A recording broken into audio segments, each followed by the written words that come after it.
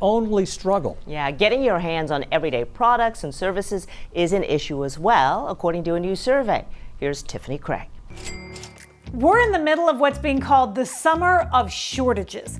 Product and labor shortages have Americans scrambling to find the things they need and want. So Lending Tree surveyed more than 2,000 consumers, and here's what they found.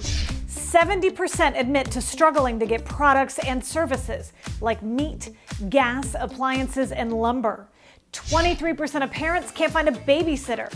And 22% of restaurant goers found unusually slow or poor service. More than half of Americans are putting off big projects and purchases, like vacations and DIY home improvements.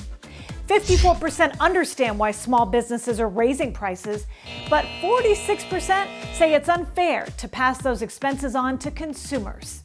In the end, only 3 out of 10 surveyed are willing to spend the extra money to get those products and services faster during this summer of shortages.